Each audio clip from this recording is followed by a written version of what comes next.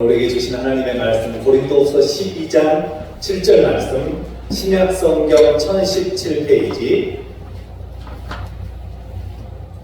신약성경 299페이지 고린도후서 12장 7절 말씀 299페이지 신약성경 7절 말씀 우리 앞에 화면에도 나와 있습니다. 다 같이 읽겠습니다. 시작. 여러 계시를 받은 것이 지극히 크므로 너무 자만하지 않게 하시려고 내 육체의 가시 곧 사탄의 사자를 주셨으니 이는 나를 쳐서 너무 자만하지 않게 하려 하십니다. 아멘. 오늘 하나님의 말씀, 우리에게 주시는 하나님의 말씀, 가시가 주는 은혜, 가시가 주어지는 그 은혜가 반드시 있다라는 것입니다. 사랑하는 외국감교회 성도 여러분, 오늘 본문의 말씀에 사도 바울이 자만하지 않게 하기 위함이다라고 이야기하고 있습니다. 사랑하는 성도 여러분, 저와 여러분이 그 가시를 통하여서 거듭나고 할렐루야 변화되어지고 성령의 역사 가운데 쓰임받는 모든 주의 종들이 다 될 수 있기를 간절히 주의 이름으로 축복합니다. 네. 저희 여러분이 우리가 함께 신앙생활하면서 알게 모르게 당하는 고통이 있습니다. 때로는 우리가 당하지 말아야 할 고통이 있습니다.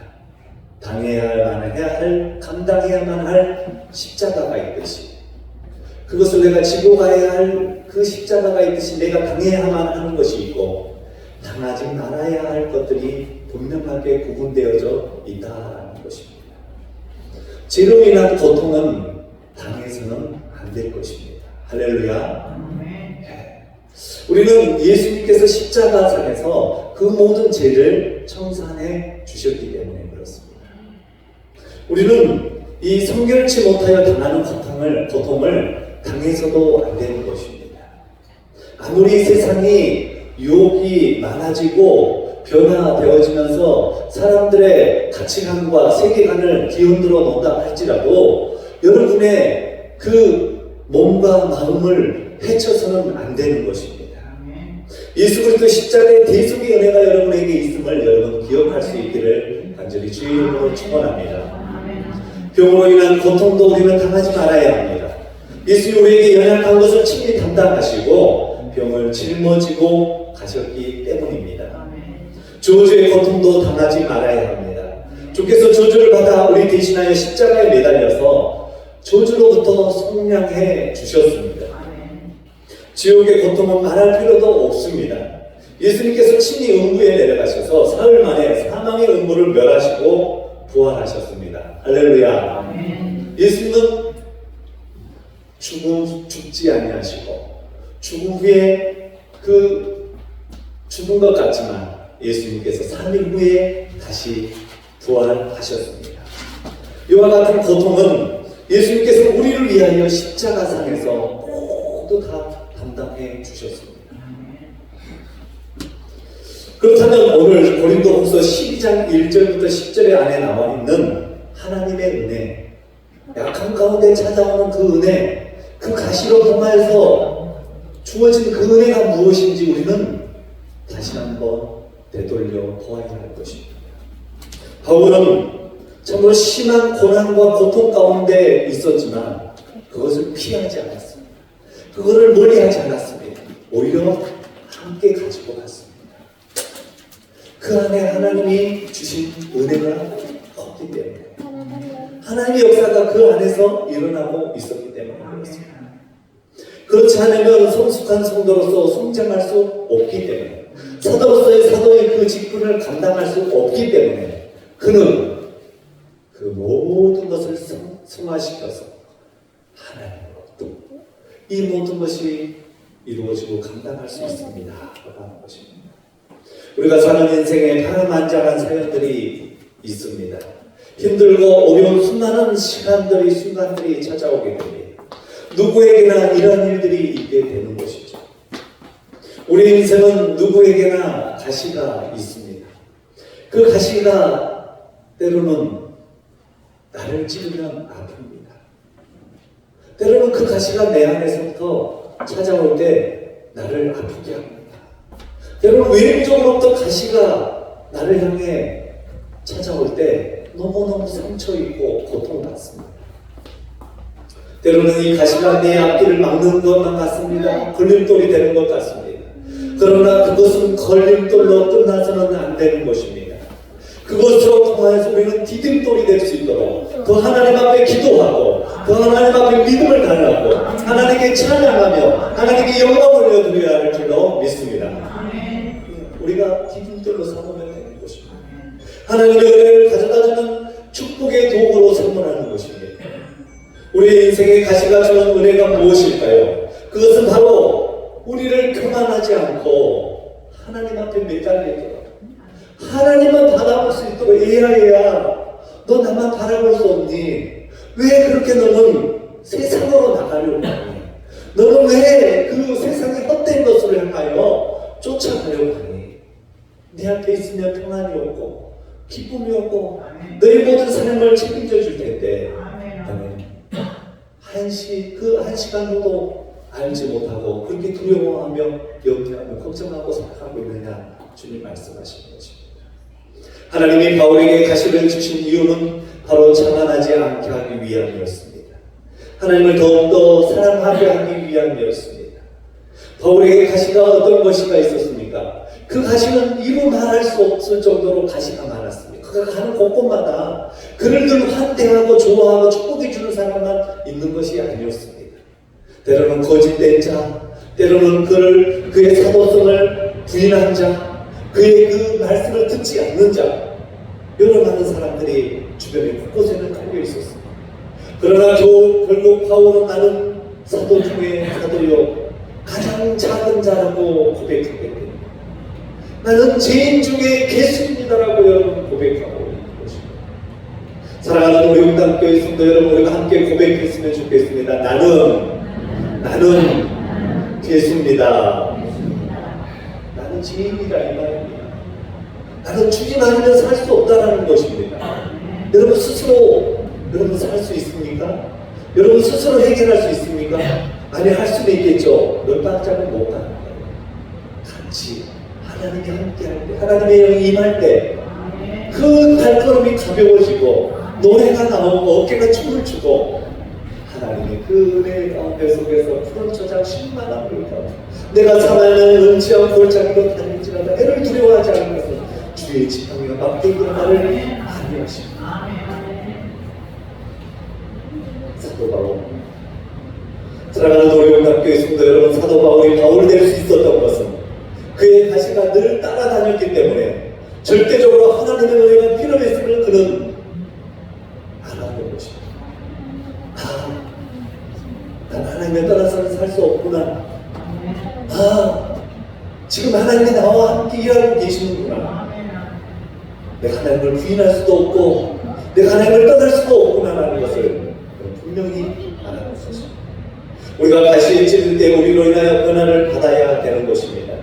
저항하지 말고 싸우지 말고 불평하지 말고 미워하지 말고 때리지 말아야 할 것입니다.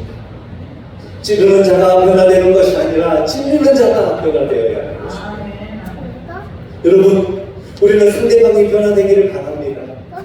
아이고 저 사람 변화되어야 합니다. 여러분, 그러나 그것은 잘못된 착각인 것입니다. 내가 먼저 변화되고 내가 먼저 보고 있습니다. 내가 먼저 하나님 앞에 기도하고 눈물이 변하여 기쁨으로 나를 부른다고 말씀하셨습니다. 변화가 되면 가시는 사라지게 되는 것입니다. 사랑하는 성도 여러분, 변화가 안 되면 계속해서 가지가 찔리지만 내가 가시에 찔려서 피를 흘리고 내가 거기에서 주님 앞에 엎드리고 십자가 앞에 나아갈 때 가시는 사라지게 되고 그 안에 하나님의 영의 역사, 하나님의 축복의 역사가 일어나게 될 줄로 믿습니다. 사랑하는 성도 여러분, 변화가 안 되면 계속해서 가지가 찔리는 것입니다. 그러나 내가 변하면 사라지는 것입니다. 그렇기 때문에 우리는 가시와 싸우려고 하지 마십시오. 끝까지 가시가 찌르고 피투성이가 된다 할지라도 우리는 늘 그 안에서 주님을 찾아가는 것입니다. 다시 집에서 내가 하나님 앞에 깨어져서 회개하고 변화되어지고 순종하고 훌륭한 인격으로 변화되어질 때 그것을 통하여 내가 더 성숙한 사람, 더 하나님의 사람, 바울과 같이 축복의 사람으로 서게 되어진다는 사실입니다. 남편이 가시가 될 때 여러분 저항하지 마십시오. 남편이 여러분 말로 때로는 잔소리하고 그럴 때마다 여러분 싸우려고 해서는 안 되는 것입니다.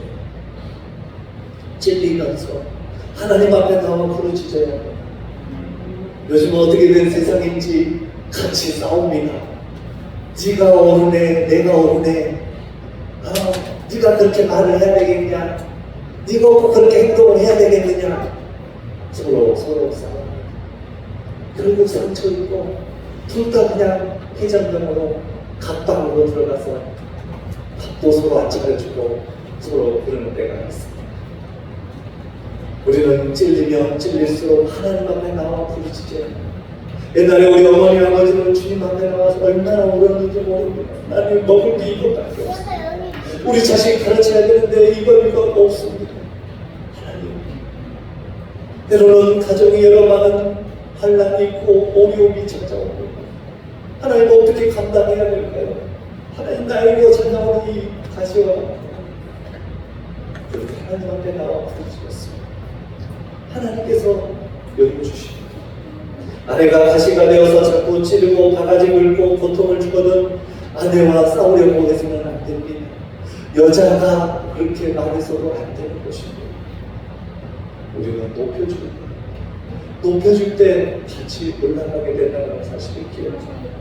우리는 더 낮아지고 찌르면 찌를수록 더 하나님 앞에 변화되려고 몸부림쳐야 되는 것입니다. 하나님께 깨어지고 회개하고 내가 뭐가 부족함이 있어서 하나님이 나를 변화시키려고 내 아내를 내 남편을 불러서 세우셨구나. 내가 깨어지자, 내가 새로워지자, 내가 하나님 앞에 온전해지자 변화하려고 노력할 때 그 가시는 온전한 데 없이 사라지게 되는 것입니다. 많은 자식들의 부모의 가슴에 가시가 되는 것은 부모가 변화받으라고 그렇게 하는 것입니다. 부모가 자식을 원망하고 불평하고 탄식하지 말고 하나님 앞에 깨어 기도하라는 뜻이 되는 것입니다. 가시는 우리를 변화시키기 위해서 보내는 것이기 때문에 우리는 변화되어야만 하는 것입니다. 사랑하는 우리 용담교회 성도 여러분, 우리 믿음의 그리스도인들은 옛날의 것을 바라보는 것이 아니라 먼 미래를 바라보면서 이제 우리는 거듭난 삶, 변화된 삶, 성숙한 인격의 모습으로 우리는 살아가야 될 줄로 믿습니다. 많은 사람이 평생 가시에 찔리는 것은 저항하기 때문에 계속해서 찾아오게 되는 것입니다. 가시를 물리치려고 하기 때문에 그렇습니다. 우리는 가시와 싸우려고 해서도 안 되는 것입니다. 나에게 어떤 질병이 있으면 그 질병을 때로는 가지고 있으면서 함께 친구가 되라는 말도 있지 않습니까? 그럴 때 우리의 몸도, 우리의 마음도, 우리의 구두도 거듭난 삶으로 나아가게 되는 것입니다. 사랑하는 우리 용담교회 성도 여러분, 나이 먹었다고 이제는 못 걷는다고 먹지도 못한다고 듣지도 못한다고 일도 못한다고 여러분 주저앉아 눈물 흘리지 마시고 그때 주어진 하나님의 은혜가 있음을 여러분들 기억하며 기도하는 일에 하나님의 그 은혜를 달라고 기도하는 그 자리에 힘쓰고 나가는 우리 모든 식구들이 어르신들이 될 수 있기를 바랍니다. 가시가 왔을 때 가시를 바라보지 말아야만 합니다. 한번 따라해볼까요? 가시를 바라보지 말자. 문제를 바라보지 말라는 것입니다. 하나님의 은혜를 바라보라는 것입니다. 하나님께서 나에게 또 무슨 은혜를 주시려고 나에게 어떠한 선물을 주시려고 나에게 이렇게 여러분 때로는 이 높은 정상을 올라가기 위해서는요 그 험난한 시간을 보내야만 하는 것입니다. 하나님 앞에 깨어지고 회개하고 낮아지고 변화되면 오히려 가시는 여러분에게 큰 축복의 원천이 될 줄로 믿습니다. 우리는 육은 죽고 영이 살아났고 인간은 약해지나 사람은 강해지는 위대한 사람으로 거듭나게 되는 것입니다. 가시가 오기 전에는 자꾸 바깥만 내다보다가 다시 찔리면 자기를 내려다보게 되고 자기가 자기의 그 찔린 상처를 보게 되고 회개하게 되고 낮아지게 되는 것입니다. 또 가시가 와서 우리를 약하게 만들 때 우리를 강하게 만드시는 하나님을 체험하게 되는 것입니다. 사랑하는 우리 옥당교회 성도 여러분, 우리가 세상의 힘과 권력과 명예와 물질로 살아가는 자들이 아니라 하나님의 능력으로 당당하게 자신감 있게 살아가는 주의 종들이 다 될 수 있기를 바랍니다. 우리는 당당하게 살아야 합니다. 세상 속에서도 당당하게, 가정에서도 당당하게, 믿음의 길을 당당하게 살아가야 합니다. 물질도 풍부하고 환경도 좋고 건강하고 좋을 때는 자기를 의지하게 되는 것입니다. 야, 내가 이만하면 됐지, 내가 이 정도 성공했으면 됐지, 내 지혜, 내 총명, 내 능력, 내 건강, 여러분 의지할 때 넘어지게 되는 것입니다. 우리는 그것도 주님께 맡기는 것입니다. 가시에 찔려서 피투성이가 되고 깨어지고 약하게 되면 자기 힘으로 살아갈 수가 없습니다. 하나님이여, 내 힘으로 내가 살아갈 수 없습니다. 하나님의 도움이 필요합니다. 저에게 좋은 돕는 자를 붙여주시옵소서. 저에게 하나님 아버지 동역자를 붙여주시옵소서. 저에게 하나님 아버지 우리 성가대에 더 귀한 하나님의 일꾼들을 붙여주시옵소서. 그런 갈급한 심령으로 부르짖고 부르짖을 때 하나님께서 일꾼을 세우시고 하나님의 일들을 이루게 허락하여 주시는 것입니다. 약하게 되면 하나님을 찾게 된다는 것입니다. 오늘날 많은 사람들 왜 이렇게 위기 가운데 살아가고 있습니까? 왜 이렇게 약을 찾고 살아가고 있습니까? 왜 정신병원에 가고 왜 그런 엉뚱한 곳에 가서 또 약을 먹고 또 죽고 그렇습니까? 그것은 상처, 때로는 사회적인, 경제적인 그런 위기를 당했을 때 그 위기를 넘어가지 못하고 쓰러져 버리고 말기 때문에 그렇습니다. 여러분, 이런 사람은 약을 먹어서 마음의 안정을 얻으려고 할지는 모르겠습니다. 그것을 통해서 잠시 기쁨을 얻을지 모르겠습니다. 그러나 그 이후부터는 영원한 나라 공부로 찾아가게 되는 것입니다. 깨어져서 회개하고 하나님을 의지하면 약할 그때 하나님이 이렇게 세워주시는 것입니다. 여러분의 삶에 하나님이 붙드시고 일으키시고 도우심이 날마다 일어날 수 있기를 바랍니다. 바울 선생은 자기에게 주어진 가시 때문에 약해졌습니다. 누욕을 당했습니다. 궁핍했습니다. 핍박을 받았습니다. 고난 가운데 있었습니다. 그러나 그는 원망하지 않았고 불평하지 않았습니다. 낙심하거나 좌절하지도 않았습니다. 오히려 그는 크게 기뻐했다라고 말씀하고 있습니다. 기쁘도다. 하나님, 내가 주의 위대한 종으로서 주의 사명을 감당하기 위하여 나에게 이것까지도 주시는군요. 나에게 이런 놀라운 은혜를 주시는군요. 그럼 더 하나님 앞에 거듭난 삶의 영의 삶을 살게 되었다는 것입니다.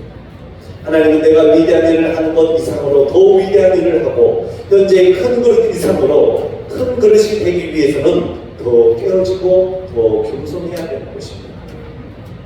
우리가 겸손해질 때 모든 것이 변화되어지고 하나님의 은총을 체험하게 되는 것입니다. 가시 때문에 내가 약할 때 곧 하나님을 능력합니다.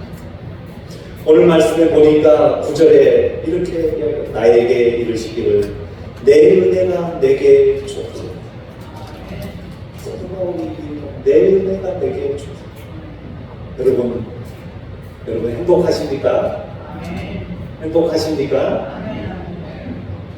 여러분, 내가 오늘 예배 드리고 있으면 얼마나 큰 기쁨인지 얼마나 큰 은혜인지 이는 내 능력이 약한 데서 온전하여짐이라 하신다. 그러므로 도리어 크게 기뻐함으로 나로 여러 약한 것들에 대하여 자랑하니 여러분, 그것이 자랑거리가 되었다는 것입니다. 여러분, 군생활이 힘들었던 것이 나에게 자랑거리가 된다는 것입니다. 왜 체력을 키우고 박력을 쌓고 또한 어려움에 어떤 외부로부터 찾아오는 그런 것들을 넘어가고 지혜를 얻고 세상을 살아가는 밝은 빛을 보게 되는 것입니다. 우리 김진성 우리의 아들에게도 하나님의 은혜가 충만한 군생활이 될 수 있기를 간절히 주의 이름으로 축원합니다. 아멘. 잘 견디고 넘어가면 하나님이 축복이 내 축복이 있게 되는 것입니다. 우리는 가시를 의미를 모를 때 때로는 탄식하고 낙심하고, 사랑하는 성도 여러분, 우리가 낙심의 때, 임할 때 다시 하나님 일어나라는 사인인 것을 여러분 꼭 기억할 수 있기를 간절히 주의 이름으로 축원합니다. 아멘. 일어나라라는 것입니다. 우리는 자꾸 하나님을 찾아야 합니다. 하나님을 만나야 합니다. 지혜로부터 기도하셔야 되는 것입니다. 어둠의 길로 나아가는 것이 아니라 밝은 빛의 길로 나아가야 되는 것입니다. 우리가 어떤 세상의 어떤 다른 많은 것보다도 하나님을 찾고 하나님이 일하는 것, 하나님 봉사하는 것, 여러분의 영혼을, 여러분의 육체를, 여러분의 삶을 강건하게 만들어주는 길임을 여러분 꼭 기억하시면서, 때로는 내가 뭐 여러 가지 어떤 것들이 약한 부분이 있습니다. 그것을 통해서 더 하나님의 위대한 종으로 수입받는 우리 모든 옥답교 식구들이 간절히 다 될 수 있기를 주의 이름으로 축원합니다. 네, 기도하시겠습니다. 제가 기도하겠습니다. 우리의 인생을 살피시고 돌아보시는 여호와 하나님 아버지, 크고 작은 일들 속에 가시를 늘 체험하게 해주시니 진실로 감사를 드립니다. 그 가시가 먼 데 있는 것이 아니라 때로는 우리의 가족, 우리의 자녀, 우리의 부모, 우리의 직장, 우리의 모든 삶의 사정 곳곳에 있을 때가 있습니다.